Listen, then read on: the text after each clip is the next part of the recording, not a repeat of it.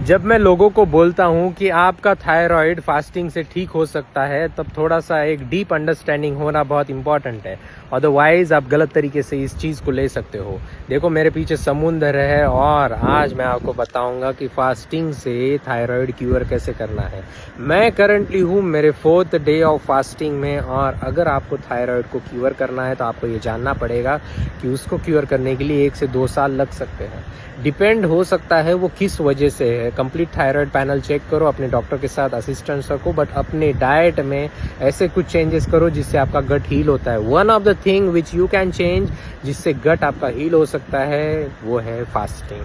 Fasting से body के अंदर इन्फ्लामेशन कम होता है। देखा गया है फास्टिंग थायराइड की रिसर्च के अंदर, gut inflammation is directly connected your thyroid. Okay, देखो, हमारे ब्रेन के साथ वेगस नर्व कनेक्टेड होती है, पीछे से जाती है, बहुत लंबी और तगड़ी ये नर्व होती है, नीचे तक जाती है कोलन तक, हार्ट के पीछे और लंग्स के पीछे तक। गट के साथ इसका कनेक्शन होता है, बट इसका एक सीक्रेट कनेक्शन होता है थायराइड ग्लैंड के साथ, जिसका रोल पर्पस आज तक साइंटिस्ट को पता नहीं चला है।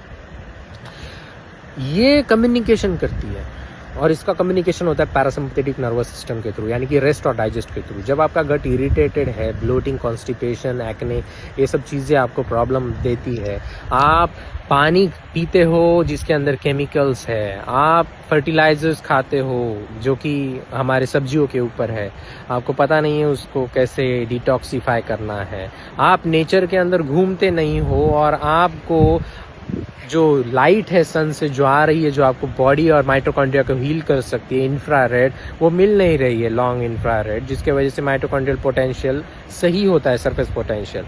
तो ये चीज़ें होंगी, तो इसको रिपेयर करने के लिए आपको पहले तो नेचर में आना पड़ेगा, वॉकिंग करना पड़ेगा। देखो कितना फास्ट जल्दी जल्दी बोल रहा हूँ, मेरा सर नहीं दुख रहा है, पैर नहीं दुख रहा है, फिर भी मैं फास्टिंग में हूँ।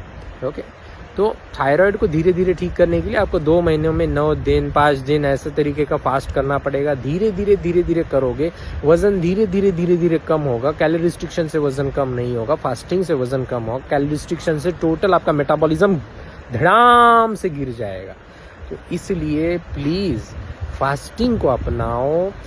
2 खाने के अंदर 6 घंटे का गैप भी रखा तो ये होती है फास्टिंग की शुरुआत। इधर से शुरुआत करो और धीरे धीरे अपना वजन कम करने के साथ साथ थायराइड को ठीक करो, और गोली का जो डोसेज है थायरोनाम वो भी आपका कम हो जाएगा। कैसे करना है आपको अगर सीखना है कैसे करना है आपको अगर सीखना है तो आ जाओ, बायो में लिंक है, या फिर मुझे डीएम करो या कमेंट करो। थायराइड, you watching Prathamesh Bhosale. Let me enjoy my walking on PayByCal application.